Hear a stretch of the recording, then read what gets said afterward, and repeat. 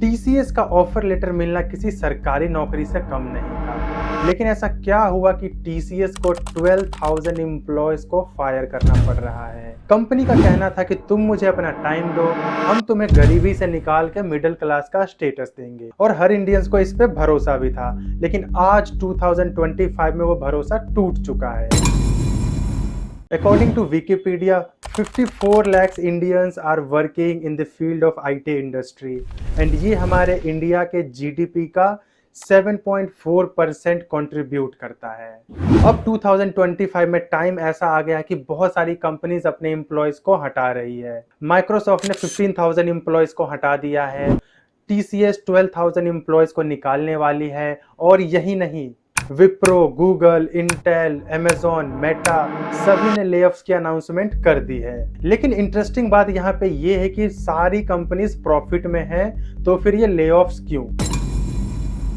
क्या ये एक नॉर्मल रिसेशन या फिर लेऑफ है या फिर कुछ और? इस लेऑफ के पीछे कंपनीज का क्या माइंडसेट है? इस सिचुएशन में, ऐसी मार्केट सिचुएशन में आपको क्या करनी चाहिए, क्या सीखना चाहिए, ये आज हम जानने वाले हैं। 2025 में टाइम आ गया है artificial intelligence and agentic AI का। एक शख्स है जिनको बोला जाता है God father of artificial intelligence, and उनका क्या व्यू है, क्या विजन है आर्टिफिशियल इंटेलिजेंस को लेके, उन्होंने क्या बयान दिया है, वो आप एक छोटी सी वीडियो क्लिप से पहले सुनो। Control. But we now have evidence that if they are created by companies motivated by short-term profits, our safety will not be the top priority.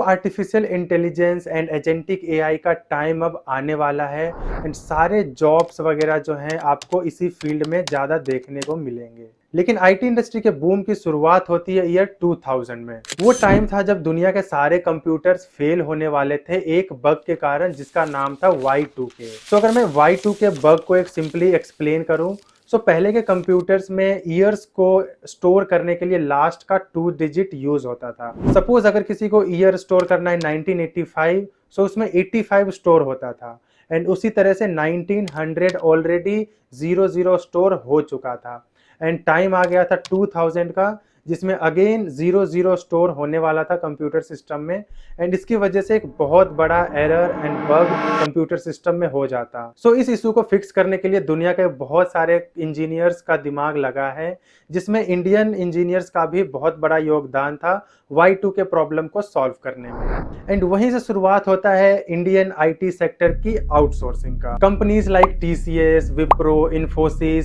ने इंडियन इंजीनियर्स को हायर करना स्टार्ट किया, and उससे काम करवाते थे foreign companies like American and European companies के लिए। इससे फॉरेन कंपनीज को चीप लेबर मिल जाता था, एंड इंडियंस को एक अच्छी जॉब मिल जाती थी।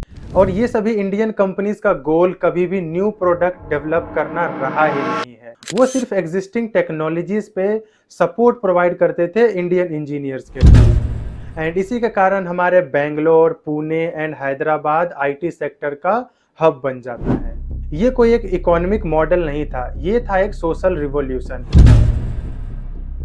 जिसने बहुत सारी फैमिलीज को गरीबी से निकाल के एक मिडिल क्लास के स्टेटस तक पहुंचाया।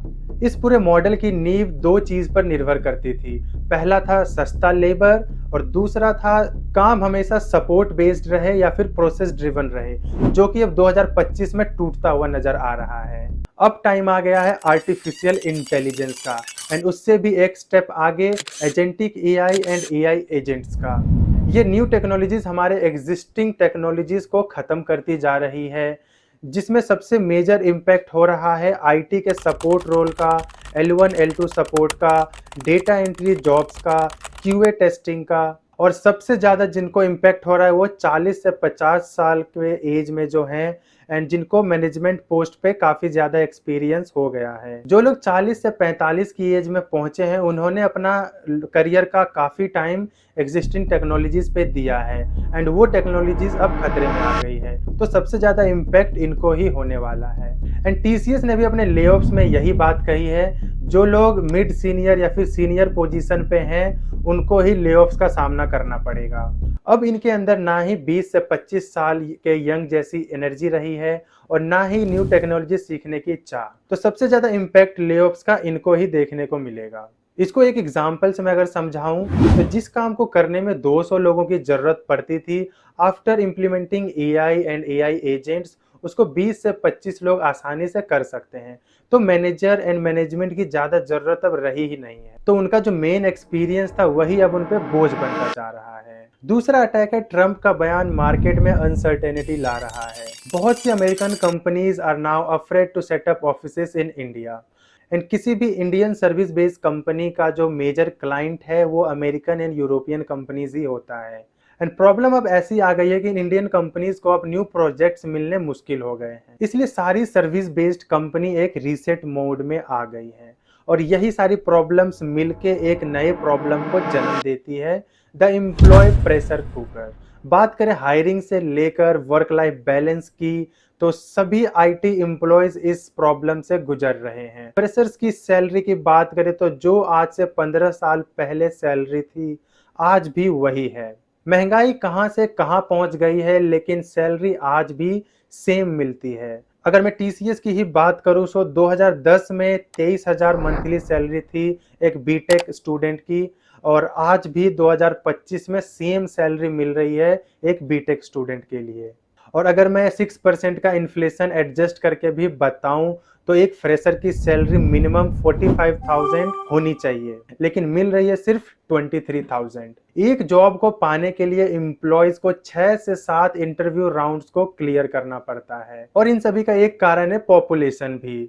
एआई एंड एआई एजेंट्स के साथ साथ huge supply of talent, outsourcing and cost arbitrage model, pyramid workforce structure, high bench strength. So service based company में ये सारी प्रॉब्लम्स तो होती ही है।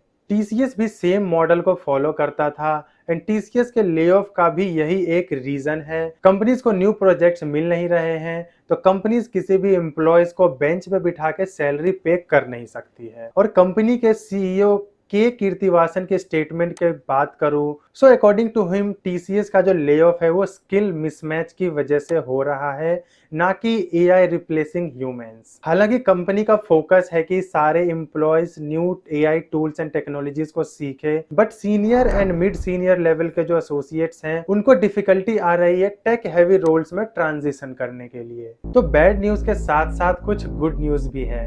सो कीर्तिवासन ने कहा है रिगार्डिंग दिस ले ऑफ की lay off decision is difficult but necessary and all the affected employees will be treated with care and dignity. उनको एग्जिट पैकेज भी मिलेगा, नोटिस पीरियड की सैलरी भी मिलेगी, हेल्थ इंश्योरेंस को भी एक्सटेंड करने की बात कही गई है, और साथ साथ में सेवरेंस बेनिफिट्स भी उनको मिलेंगे।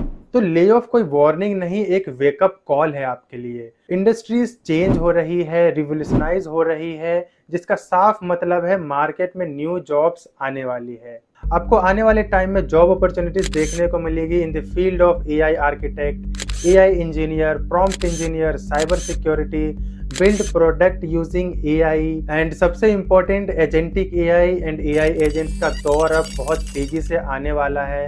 तो उसके लिए आपको प्रिपेयर करना चाहिए। तो सवाल ये है कि क्या आप रेडी हो न्यू टेक्नोलॉजीज को सीखने के लिए फॉर योर फ्यूचर। आप क्या सोचते हो इस एनालिसिस को लेके कमेंट सेक्शन में जरूर बताना, और ऐसी वीडियोस देखने के लिए चैनल को सब्सक्राइब जरूर कर लेना। तो इस वीडियो के लिए इतना ही रखते हैं, जल्दी मिलेंगे नेक्स्ट वीडियो में। Thank you so much for watching.